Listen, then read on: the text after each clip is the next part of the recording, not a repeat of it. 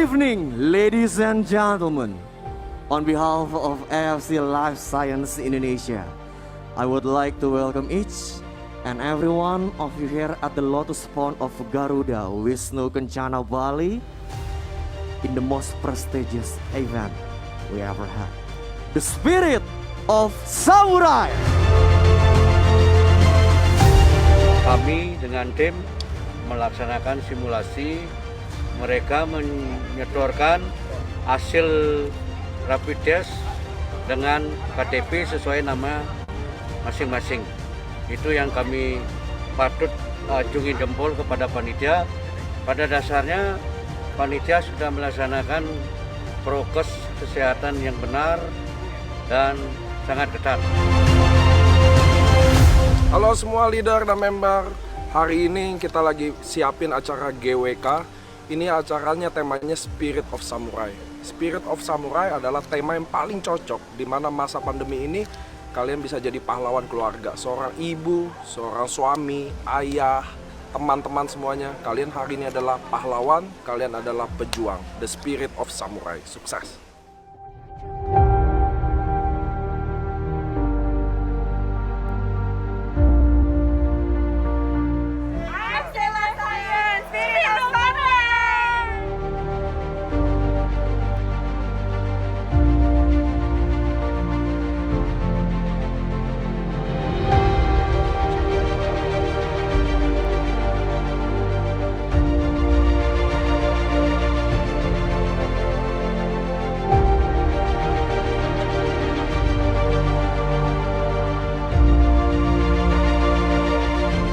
Akhirnya acara kita berakhir dengan sukses, teman-teman.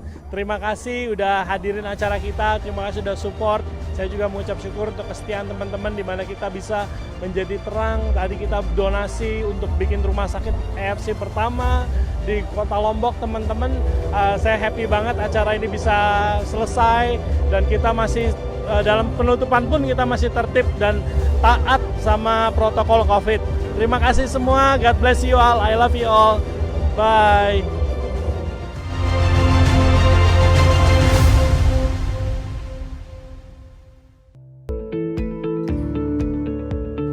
Yang kami hormati Direktur AFC Life Science, yang kami hormati GM AFC Life Science, yang kami hormati para leader, kami hormati para hadirin undangan yang berbahagia. Selamat siang, salam sejahtera untuk kita sekalian. Puji syukur kehadirat Tuhan bahwa pada siang hari ini kami dari MURI, Museum Rekor Dunia Indonesia, berada di tengah-tengah ibu bapak sekalian pada suasana yang sangat bahagia. Berdasarkan verifikasi dari AP2LI yang dipegang sebagai legalitas dari otoritas perusahaan penjualan berjenjang di Indonesia, AFC Life Science adalah perusahaan dengan pengiriman suplemen kesehatan terbanyak dari Jepang dalam waktu 1 minggu. Mohon tepuk tangan. Izinkanlah sebelum kami persembahkan akan kami bacakan. Museum Rekor Dunia Indonesia, Piagam Rekor Indonesia nomor 9630 /R.Muri/9 Romawi /2020. Dicatatkan atas rekor perusahaan pengimpor suplemen kesehatan melalui pengiriman dengan pesawat yang terbanyak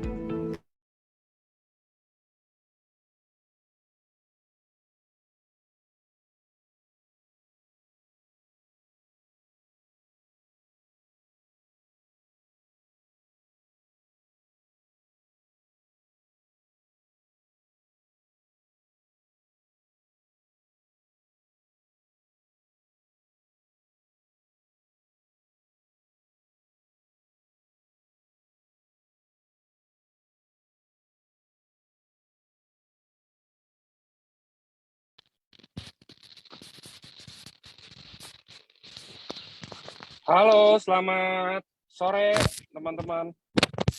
Selamat sore. Sore dok, wah ini lagi di hutan-hutan nih dokter kayaknya ya.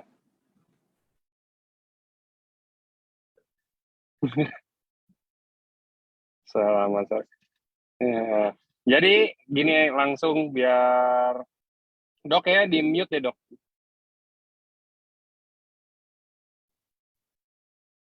Saya ini dulu deh. Ya jadi teman-teman hari ini kita udah di hari Sabtu lagi ya. Jadi seperti biasanya kita di hari Sabtu tuh kita ada seminar kesehatan, kita eh, mau bahas tentang produk lebih dalam lagi karena kan kita udah bagi-bagi waktunya. Jadi biasanya tuh di hari Senin kita ada training, kayak besok nih kita ada training, dan di Rabu ada LOP yang ada di kantor biasanya di Lipo Saint Moritz, dan ini hari Sabtu ini kita ada pertemuan juga, kita ada seminar kesehatan gitu bilangnya. Karena kita akan bahas tentang lebih ke arah tentang produk, cuman kita pastinya akan bungkus topiknya dengan gangguan-gangguan kesehatan yang lagi hits deh gitu, karena pasti setiap harinya akan ada aja orang yang punya gangguan kesehatan apa gitu kan. Jadi kita berusaha untuk membantu menjadi support system buat teman-teman semua biar teman-teman juga lebih tahu, lebih paham, kayak misalkan oh saya gangguan kesehatan di bagian ini nih, kira-kira gimana ya, kira-kira saya harus ngapain ya. Nah itu bisa kayak semacam konsultasi gratis lah, konsultasi singkat gratis lah gitu ya kan. Tapi kalau bisa udah member dulu, jadi nyambung. Kalau misalkan dibilang oh iya nih bagusnya dikombinasi nih Suba dan Utsu atau apa kayak begitu kan, kalau bukan member takutnya belum paham gitu kan. Nah kalau misalkan udah member biasanya kan pasti paham produk-produk itu apa aja. Kita akan bahas produk semuanya sih, cuman karena ini lagi tren naik lagi ya COVID-19 di Indonesia ini ya, walaupun mungkin nggak semenakutkan dulu dua gelombang sebelumnya. Cuman yang kali ini kita lagi naik lagi, dan banyak juga member-member saya lihat di grup, dan mungkin beberapa kerabat saya juga semuanya pada kena COVID lagi gitu loh. Mungkin ya dibilang gejalanya udah nggak separah dulu karena kita udah ada vaksin tentunya. Tapi bukan berarti karena kita udah vaksin kita nggak bisa kena lagi. Kita masih ada kemungkinan kena lagi, dan kemungkinannya lumayan besar gitu loh. Dan hari ini kita mau bahas tuh bukan kayak COVID itu apa, atau gejala COVID itu seperti apa, atau apa. Kita hari ini mau bahas yang lebih dalam. Kita hari ini mau bahas kerusakan permanen. Teman-teman harus tahu ada kerusakan permanen di badan teman-teman tuh kalau teman-teman udah pernah kena COVID. Dan bayangin, udah rusak permanen nih, udah rusak, intinya udah ada bagian tubuh atau ada organ yang udah rusak, dirusak oleh COVID sebelumnya. Terus teman-teman gak jaga kesehatan, terus kena lagi. Bisa bayangin sendiri deh, jadinya gimana tuh nanti. Ya kan? Nah, jadi menurut saya ini penting juga, makanya kenapa kita angkat jadi topik untuk hari ini. Dan saya kebetulan juga ditemenin sama Dr. Trevino yang masih lagi di Timor katanya. Tuh, masih lagi di sekarang lagi di gazebo nih kayaknya Dr. Trevino. Bentar, oke. Nah, Oke, selamat sore. sore Selamat dong. siang ya. Di sini selamat Oh, sore. Udah jam 4. iya. Oh iya ya, di sini masih ya sore-sore panas gitu lah dok kalau di sini. Oke dok, jadi mungkin tadi kalau dari saya seperti itu, mungkin dari Dr. Trevino ada yang mau ditambahin nggak dok mengenai topik hari ini itu apa sih, kerusakan permanen akibat COVID itu apa, gimana sih dok? Sih ini sih ya apa namanya dampaknya betul ya, dan mungkin juga teman-teman nggak begitu menyadari karena memang nggak ada yang spesifik, nggak khas ya, tapi itu dirasakan banyak orang dan memang sekarang menjadi topik ya, apakah itu karena post COVID atau bukan, dan memang yang jelas sih pasti ada kerusakan. Nah ini yang kita pelajari bersama, dan gimana nih kita dengan apa yang kita punya saat ini, sumber-sumber yang ada, coba kita mengatasinya. Itu yang kita akan pelajari hari ini. Oke. Oke, kalau gitu mungkin kita bisa langsung masuk ke topik ya, teman-teman. Ya, Jadi silakan. minta tolong dari tim AFC Life Science, tolong. Nice. Oke, silakan dok, mungkin dimulai. Thank you. Baik, selamat sore Bapak Ibu semua. Ini kali kedua saya di hutan-hutan ya. Yang pertama kapan tuh ya di hutan-hutan juga, latar belakangnya hutan. Masih di Pulau Timur, jadi saya agak outdoor. Dan ini emang kegiatan teman-teman kami, dokter-dokter sedang melakukan bakti sosial. Jadi memang agak-agak, ya mohon maaf ya kalau mungkin agak-agak berisik barangkali ya. Nah, saya diminta Mas Angga untuk membawakan topik mengenai post-COVID-19 syndrome. Apa sih ini ya, dan memang sedang lagi trending ya. Jadi banyak sekali topik-topik yang sedang atau pembicaraan-pembicaraan ya tentang post COVID-19 ini. Nah, lanjut slide-nya. Jadi kita akan belajar ya 5W1H nih. What, when, why, where, ya, who, dan how. Ya, tentang post-COVID syndrome, post-COVID-19 syndrome. Kemudian kita bisa melakukan apa, itu yang akan kita pelajari pada siang hari ini. Lanjut. Nah, jadi kalau kita lihat dari namanya ya, post-COVID-19 syndrome. Sindrom itu artinya kumpulan gejala. Kumpulan gejala, jadi nggak cuma satu gejala, dua gejala, tapi kumpulan. Dan kalau kita bilang sindrom, sebenarnya gejalanya lebih luas lagi ya, lain dengan kita misalnya sakit batuk pilek gitu ya, infeksi saluran napas, ada gejala batuk, gejala pilek ya. Tapi kalau kita ngomong sindrom, ya gejala-gejalanya bisa lebih banyak dan bahkan bukan cuma di satu sistem ya. Kalau saluran napas ya batuk pilek. Tapi kalau misalnya ke saluran cerna bisa jadi diare, saluran apalagi sistem saraf jadi lemas misalnya. Itu adalah kumpulan-kumpulan gejala sindrom. Sindrom jadi kumpulan gejala yang disebabkan oleh COVID-19 ya, pasca COVID-19. Jadi disebut post COVID-19. Itu kira-kira kalau mau kita artikan dengan lebih detail adalah kumpulan gejala yang disebabkan setelah ya infeksi COVID-19. Lalu gejala-gejalanya apa nih? Ternyata gejala-gejalanya bisa keluhan yang baru. Tadinya nggak punya keluhan itu, terus jadi punya keluhan itu. Misalnya jadi sesak napas, cepat lelah, dan sebagainya. Tapi ada juga yang sifatnya kambuh. Misalnya dulunya waktu COVID ada sesak napas, terus sembuh, ya sama sekali nggak sesak napas lagi. Tahu-tahu timbul lagi, ya. Kemudian itu namanya kambuh. Atau yang dari dulu sampai sekarang masih gitu ya. Untuk batuk ya, sesek dikit misalnya ya. Contohnya. Jadi itu adalah keluhan yang bisa terus-menerus terasa. Jadi sekali lagi keluhan-keluhannya bisa bermacam-macam, bisa yang baru, bisa yang kambuh, bisa yang dari dulu masih terasa terus ya. Dan ciri khasnya lebih dari 4 minggu. Dan satu lagi ciri khasnya baru terasa setelah COVID-19. Nah ini yang mungkin menjadi salah satu titik untuk kami para dokter bisa menganggap ini sebagai post-COVID-19 syndrome ya, post-COVID-19 syndrome. Jadi sekali lagi keluhannya bisa beraneka ragam tergantung dari organ tubuh yang terkena, bisa keluhan-keluhan yang berjalan terus-menerus atau baru atau kambuh dan sudah berlangsung lebih dari 4 minggu. Lanjut. Nah, keluhan-keluhannya bisa bermacam-macam, ada yang kelelahan kronis ya. Jadi kayak cepat lelah, baru bergerak sedikit lelah ya. Itu adalah yang salah satu yang sering dilaporkan. Kemudian kelelahan ini kayaknya lebih parah lagi kalau kita melakukan aktivitas. Nah, itu yang kemudian meskipun nggak spesifik ya, nggak khas, tapi kita berpikir bahwa ke arah sana. Ya. Jadi tadinya mungkin kalau orang lelah ya istirahat udah perbaikan ya sembuh. Tapi ini malah makin parah ya.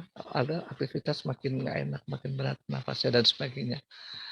Ada keluhan-keluhan infeksi seperti demam ya, yang juga keluhan-keluhan pasti khas dari COVID-19 karena masuknya dari saluran napas. yaitu paru, penyakit saluran napas, ya. Ada juga kelemahan dari otot, saraf, ya. Bisa beraneka ragam, ya, beraneka ragam. Jadi nggak ada yang spesifik sekali. Kalau saya baca ini ya, sumber bacaan saya itu ada dari Amerika, CDC, dan juga dari Mayo Clinic ya. Ternyata nggak terlalu khas sekali. Bahkan kalau ditanya sama dokter apa segala macam juga mungkin nggak semua langsung aware ya bahwa ini jangan-jangan post COVID-19. Tentu yang membedakan sekali adalah tadi ya bahwa ini diawali dengan COVID-19 dan kita juga bisa membedakan sebelum COVID-19 kayaknya nggak ada ya. Lalu salah satu lagi adalah perjalanan waktu. Jadi waktunya lebih dari 4 minggu. Lanjut. Kenapa bisa seperti itu? Kenapa menetap? Sebenarnya ini para ahli, ya peneliti di luar negeri, dokter-dokter juga masih bingung ya. Kira-kira kenapa nih? Ya, kenapa bisa ini? Karena kan COVID-19. Cuma memang kalau kita perhatikan baik-baik ya, kalau kita mengikuti berita atau mungkin juga kita sendiri mengalami atau mungkin ada kenalan-kenalan dan sebagainya, kita bisa membagi dua sebenarnya secara umum yang mengenai COVID-19 ini. Ada yang keluhannya ringan bahkan sama sekali tidak bergejala, tapi ada yang sampai berat ya, berat sampai bahkan harus masuk ICU, perawatan dan sebagainya. Jadi dua kondisi ini berbeda sekali ya, sangat berbeda, dan karena kerusakan yang lebih parah ya. Jadi kalau kita sudah dengar-dengar virusnya ini kan pinter ya, virusnya bisa sembunyi di sel-sel tubuh, kemudian dia bisa menipu jaringan imunitas kita. Akhirnya karena imunitasnya itu frustrasi, terus dibom di mana-mana, itu yang kita kenal dengan namanya badai cytokines, ya. Nah, itu yang menyebabkan apa? Menyebabkan kerusakan jaringan. Jadi kalau kita melihat kemampuan reaksi tubuh kita untuk melawan penyebab penyakit, bisa virus, bisa bakteri dan sebagainya, tubuh kita tuh bisa begitu hebatnya, begitu hebohnya ya, melakukan perlawanan sehingga malah menimbulkan kerusakan jaringan. Itu yang terjadi ya akibat reaksi peradangan. Lalu kerusakan yang lain juga disebabkan oleh pembekuan darah. Mungkin juga kalau ada yang parah-parah ya, mungkin pernah mendengar diperiksa dedimernya, ya, sehingga terjadi peningkatan dedimer. Sebenarnya dedimer yang meninggi itu menunjukkan adanya pembekuan darah ya, yang cukup banyak ya yang terjadi, dan kita nggak tahu nih pembekuan darahnya ada di mana. Sehingga kemudian kalau ada pembekuan darah itu menyebar, kemudian menyumbat pembuluh darah yang kecil. Akibatnya apa? Akibatnya daerah-daerah yang harusnya mendapatkan suplai makanan, oksigen, tapi karena pembuluh darahnya kesumbat, tidak mendapatkan cukup banyak suplai makanan dan oksigen. Dan pembuluh darah tersebut kemudian tersumbat, daerah yang diperdarahi menjadi kekurangan makan, kekurangan oksigen, bahkan menimbulkan kematian sel dan kematian jaringan. Itu yang menimbulkan kerusakan permanen. Kerusakan permanen. Ya, mungkin juga kalau ditanya permanen apa enggak, agak-agak ini ya, karena kan kita nggak pernah, kami juga sebagai dokter nggak pernah tahu persis ya. Kenapa? Karena kejadiannya di tingkat sel, dan sel kita triliun ya. Kita nggak tahu sel mana yang mati, sel mana yang bertahan hidup ya. Dalam satu kawasan ada jutaan sel ya, kita nggak tahu. Dan kalau kita sudah merasakan suatu keluhan klinis, artinya memang kerusakannya sudah cukup luas, dan itu menimpa bukan hanya jaringan tapi organ ya. Jadi kalau kita ikuti tubuh kita susunannya ya, sel-sel yang kecil-kecil itu membentuk jaringan, tisu, kemudian bermacam-macam jaringan membentuk organ tubuh. Bermacam-macam organ tubuh membentuk sistem. Nah, itu dia. Jadi kalau timbul gejala, biasanya kerusakannya sudah cukup besar. Kalau masih kecil sekali, nggak berasa. Kenapa nggak berasa? Karena tidak ada saraf yang terangsang. Jadi Bapak Ibu juga kalau Bapak Ibu punya keluhan sakit, bisa merasakan sakit, itu artinya memang ada jaringan tubuh yang rusak. Jaringan tubuh yang rusak itu kemudian merangsang saraf, dan saraf itu kemudian bisa bilang sama kita, aduh badan gue nggak enak, badanku sakit, rasanya ada apa nih, ada keluhan ini, ada keluhan itu, ya. Itu adalah mekanisme dari kerusakan jaringan yang menimbulkan rasa sakit, nyeri yang nggak enak. Dan sekali lagi, kenapa bisa timbul seperti itu? Karena ada mekanisme kerusakan jaringan tadi ya oleh reaksi peradangan. Yang kedua kemungkinan besar adalah supply dari makanan, oksigen yang berkurang. Kenapa tersumbat? Karena pembekuan darah, sehingga kemudian dampaknya di daerah tersebut tidak bisa mendapatkan makanan yang cukup. Kemudian rusaklah jaringan tersebut, timbul kematian sel dan kematian kerusakan jaringan. Nah, ini kira-kira mekanismenya, dan itu bisa terjadi peristiwa itu pada saat COVID ya, dan kemudian kita dengar juga ada long COVID. Long COVID juga mungkin kejadiannya sama ketika kerusakan-kerusakan yang ditimbulkan itu cukup parah ya, severe parah. Jadi kalau kita runut ya bahwa ada orang-orang yang kena COVID-19 bahkan tidak bergejala, tanpa gejala dan gejala ringan, tapi ada juga yang gejalanya berat dan bahkan menimbulkan kerusakan yang luas. Orangnya bisa masuk ICU, itu berarti sudah masuk sistem organnya banyak yang rusak ya. Itu kenapa ya? Itu karena sifat dari virusnya sendiri maupun interaksi virus dengan tubuh kita.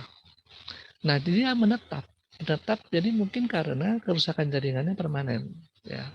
Nah, ini memang menjadi pertanyaan, apakah memang jaringan yang rusak tidak bisa diganti? Nah, sekali lagi kalau kita bahas-bahas sebelumnya mengenai SOP, tentu saja kita yakin dan percaya bahwa memang tubuh kita mempunyai cadangan-cadangan sel yang masih muda yang bisa meregenerasi ya, sehingga kemudian benar nggak sih kalau ini menetap apa tidak menetap.